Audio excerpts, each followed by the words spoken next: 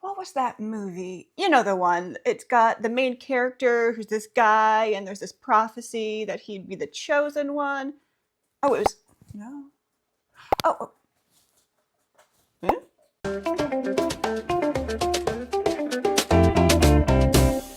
Hello there, I'm Lulu. Welcome to my channel. Before we get started, please like this video, subscribe to this channel, and ring that notification bell. No writer wants to get a whole bunch of negative reviews on their novel complaining about all the cliches and tropes. But at the same time, avoiding things that have been done before and are present in nearly all stories of your genre will get you just as much negative feedback because you've let down your readers' expectations. Almost makes you want to throw in the towel altogether. But there are some major differences between tropes, cliches, and expectations, and it's important to know the distinction. To my mind, cliches should be avoided, tropes should be skillfully utilized, and expectations should be met. I know some people will want them subverted at times, but it takes a lot of skill to do this in a satisfying way, and let's face it, most people don't have that kind of skill. So what's the difference between these three categories? An easy way to think of them is like this. In a detective novel, for example, a trope is a red herring.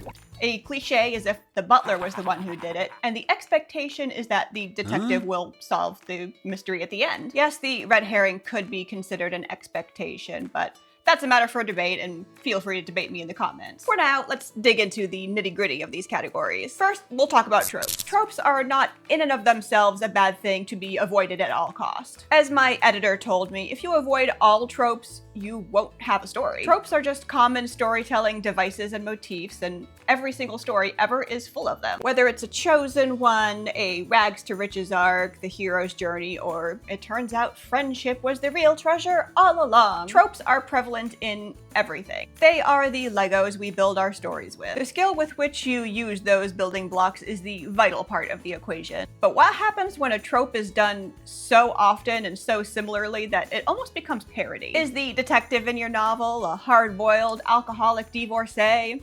You might be writing a cliche. Of course, it might be a cliche you're leaning into. I don't think Bob Hoskins' character in Who Framed Roger Rabbit would have worked half as well if he were anything else. Had he been unique or zany, he wouldn't have been the grounded foil to Roger Rabbit's unpredictable wackiness that the story needed. But these exceptions are rarities. Why not write a detective who stands apart from the rest? Why not make him, say, a millionaire playboy who dresses like a bat? That's what Bob Kane did. And it worked so well, we're still making movies about Batman almost a century after his creation. On the other hand, I find the love triangle trope boring and predictable, but other readers eat it up. And writers like legit put it in their stories, like on purpose. Seriously, everybody finds this trope predictable, but for some people that's exactly what they want. Which leads us nicely to the next part of the video, expectations. This is a wicked important ingredient to any story, and it's something I really wanted to address in case any writer out there watching this has been avoiding cliches like the plague.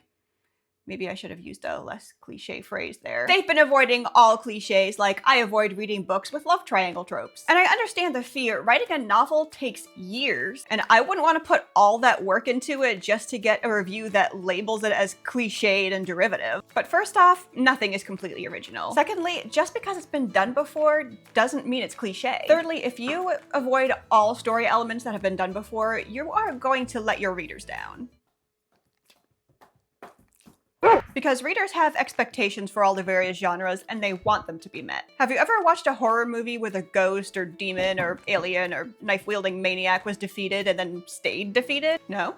Me neither. And that's just the way we like it. Yeah, we know he's coming back right when the characters start getting comfortable again, but imagine how let down we'd be if that didn't happen. You'd get all excited like, oh yeah, you totally defeated the monster, now go take a nap, unsuspecting teenager. And then the movie ends. Like, what? No, you expect the monster shadow to creep across the unsuspecting teen as he sleeps. And that's when a second, more bold and desperate attempt to defeat the monster is made. And that's what we want. And why shouldn't a writer give the audience what they want? No, we never expected the first defeat to stick, and yes, we see the monster's return coming from a mile away, and we're trembling with anticipation for it. And because I love metaphor so much, let's go ahead and do that now. Let's say you decided to build a roller coaster and you want it to be unique. Not like all those other roller coasters. Well, every roller coaster ever is built on tracks and goes really fast, so you're gonna be clever and unique and You're gonna build it on water and make it go really slow. Congratulations! You've designed a ripoff of It's a Small World. And you've disappointed all those people who waited 2 hours in line to ride that cool new roller coaster you were bragging about. They had an expectation and it was not met.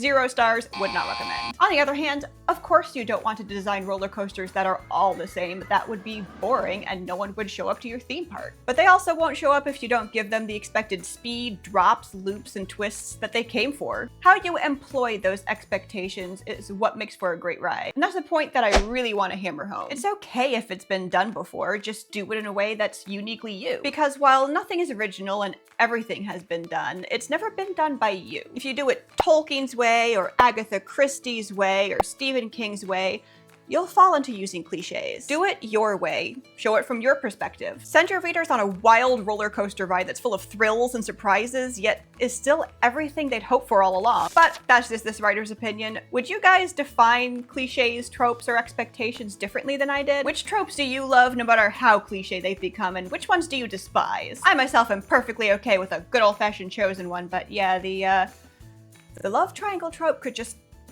not. That would be great. Anyway, like this video, subscribe to this channel, and ring that notification bell, and I will see you in the next video.